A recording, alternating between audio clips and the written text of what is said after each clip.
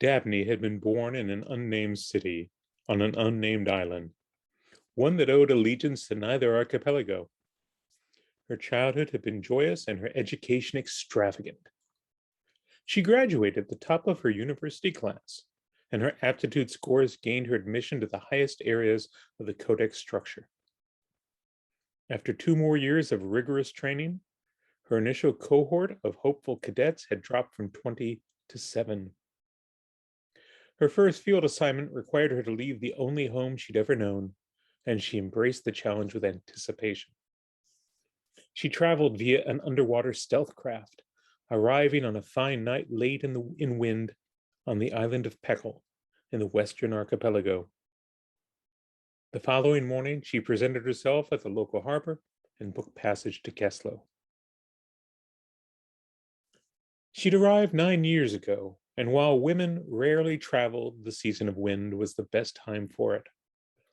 If anyone gave her any thought at all, they saw her as just another of the half-dozen young and single women off to visit friends and relatives who'd be on hand to greet them when the boat docked. Indeed, a merry throng awaited their arrival in Keslo, and all the passengers, male and female, Elif and Lox, were met with cheers and hugs and rampant affection. As the grandmother said, "Welcome what the wind blows your way." Dabney pushed her way through these folk, waving and calling out in the direction of the edge of the crowd. "Milo! Cousin Elna, I'm here!" No such people stood as part of the crowd, let alone waved or otherwise greeted her, but by the time she reached that spot, all eyes were focused behind her, and she slipped away unnoticed. The Codex had provided her with maps of the island, maps which she'd committed to memory on the voyage to Peckle. She opted to avoid the crowded funicular car as well as the main pedestrian thoroughfare from the harbor, and made her way up into the civilized wood by less traveled paths used by bird watchers, ecologists, and forest rangers. Along the way, she brought to mind the details of her new identity, a young woman far from home, clever but shy, with only a modicum of self-esteem. As she reached the city proper, her first task was to find lodging. She had a list, but the number of boarding houses that catered to women could be counted on one hand.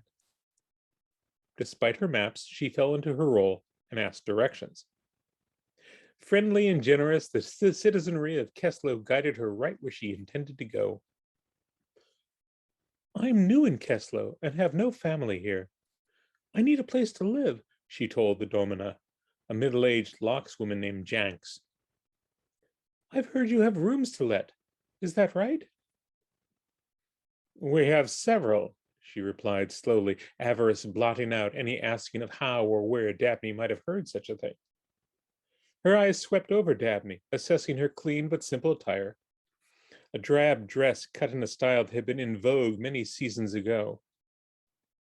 Noting her single and meager valise.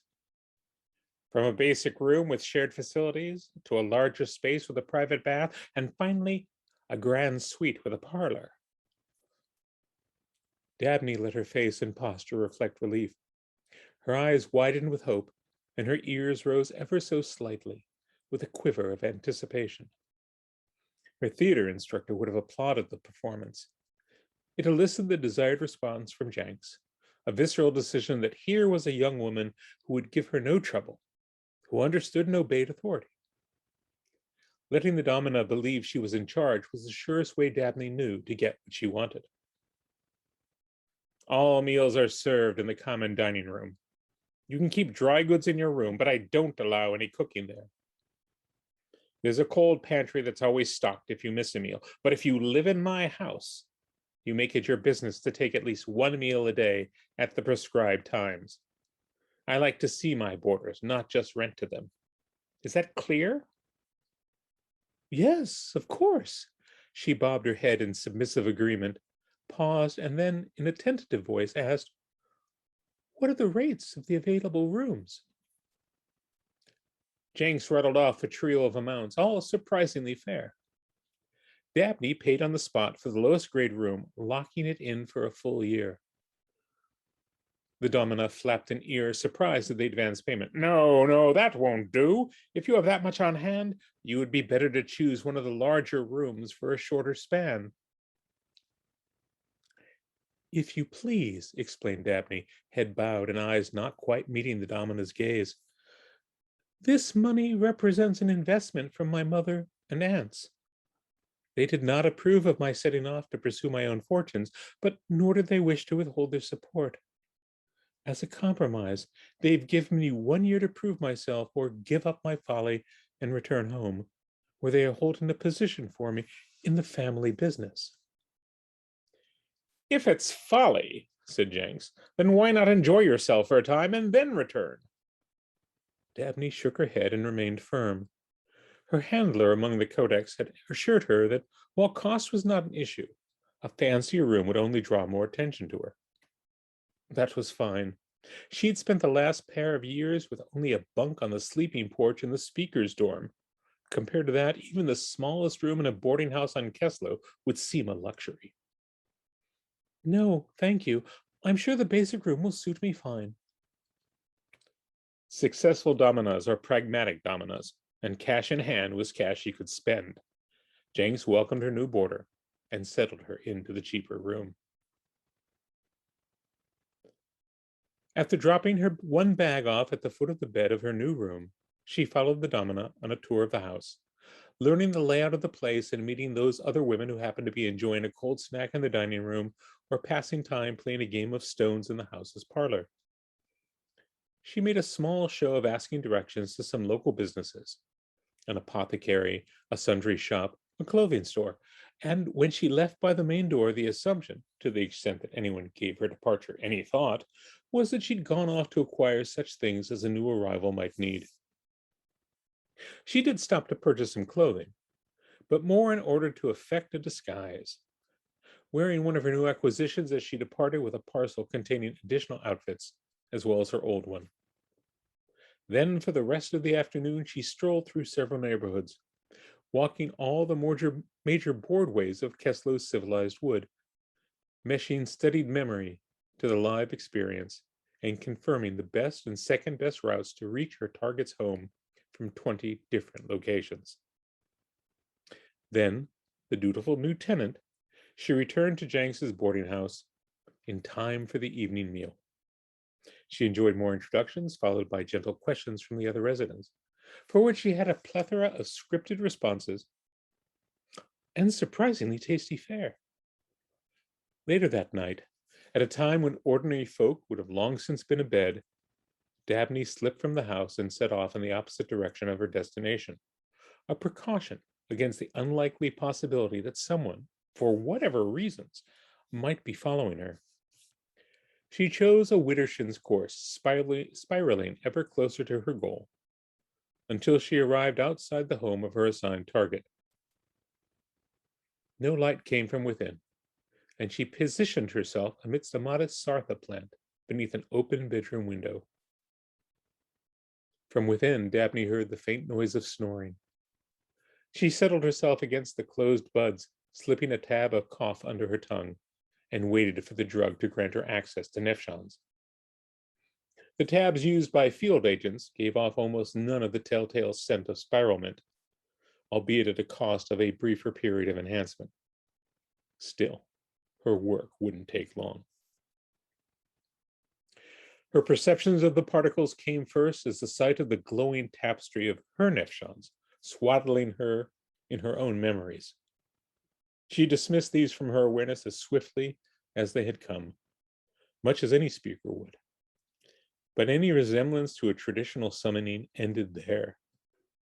Instead of crafting a mind space in which to work, or pulling together the scattered particles of the decedent she sought to converse with, Dabney instead reached for a handful of strands from the shimmering envelope around the sleeping form in the bedroom. She grasped these and pulled them taut, connecting his slumbering mind to her active one, tasting his sense of self in confirming her target's identity. Jorel Ben Troll, a speaker like herself, Aleph bearer for just over 2 years, and Magda's foretold and chosen one. On the boat from Peckle, she had also taken some cough and constructed a minor meme, only to let it recede into her unconscious when she finished. She brought it forth now, and as deftly as one might pluck a string on a lute, she sent it coursing down the length of the threads she held and into him.